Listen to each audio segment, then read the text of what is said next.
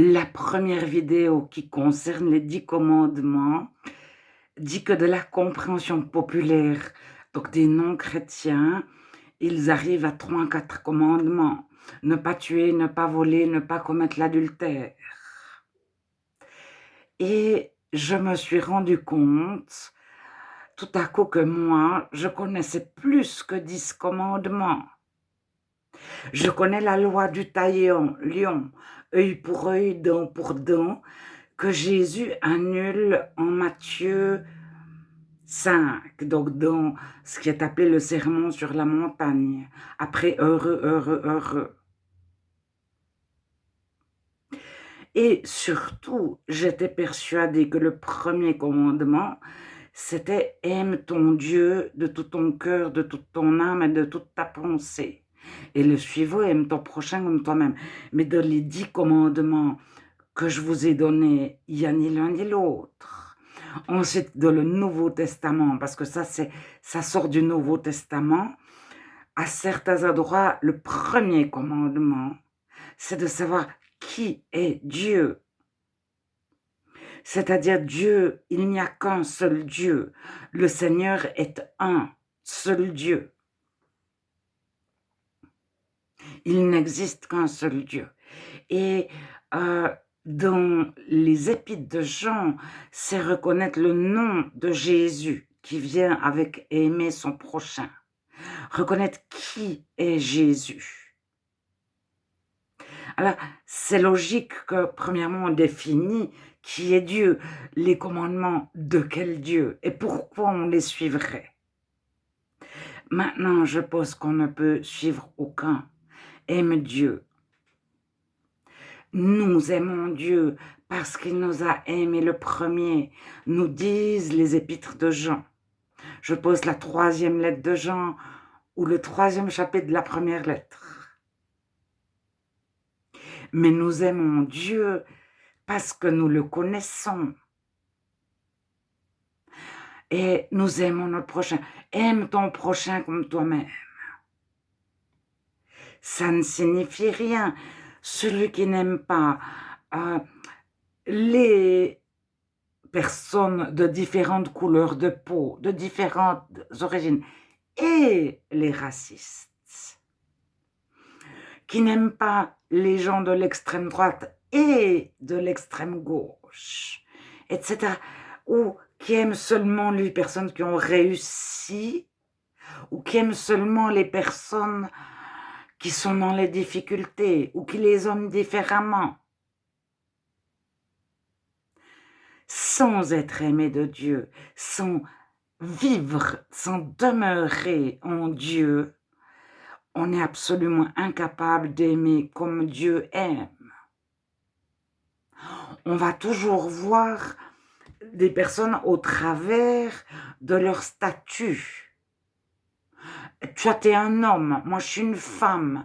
Toi, t'es pauvre, toi, t'es riche, toi, t'es instruit, toi, t'es moins instruit, plus instruit que moi, moins instruit que moi, etc., etc. Et on stigmatise les personnes. Toi, t'es un grand sportif, toi, t'as un handicap, même léger, ou plus grand.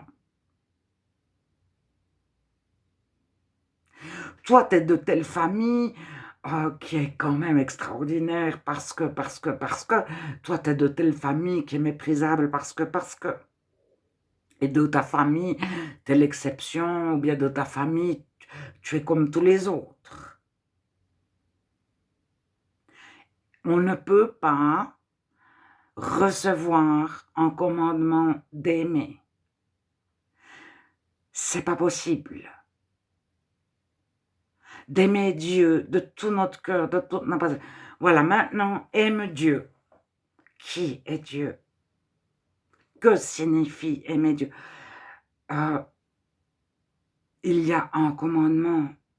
Enfin, lorsqu'on est né de nouveau, né de Dieu, demeurer en Dieu. Et notre but, c'est la présence de Dieu, que c'est ce que David dit, ne me retire pas ton Saint-Esprit. Ne t'éloigne pas de moi. Demeure en moi. Et on cherche pas la bénédiction de Dieu. On cherche Dieu, à demeurer en Dieu. Euh, la crainte de Dieu, c'est la crainte qui ne nous connaisse plus. Retire-toi de moi, je ne t'ai jamais connu.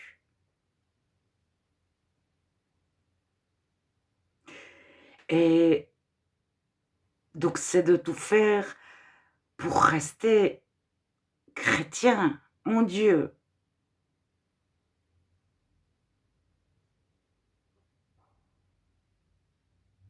Avec une énorme récompense à la fin, récompense qui n'est pas terrestre, qui n'est pas une bénédiction terrestre.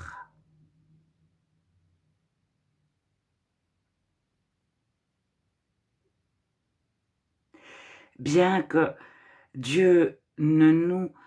Son but, ce n'est pas de nous affliger ou de nous faire mal ou de nous faire souffrir. Son but, c'est qu'on ne recherche pas le bonheur en quelque chose d'autre que lui. Parce que toutes les autres choses sont mensongères, éphémères. Elles peuvent se corrompre. J'ai une grande maison. Demain, elle peut avoir un incendie. Demain, mon état totalitaire peut me la prendre. Demain, après, j'ai une voiture. Je suis heureux. 2-3 minutes, on peut avoir un accident de voiture et ne plus être de ce monde.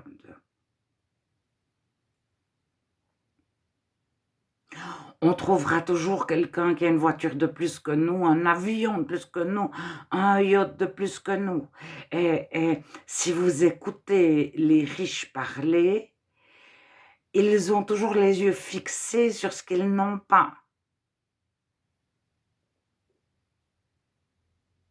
Ils sont insatisfaits.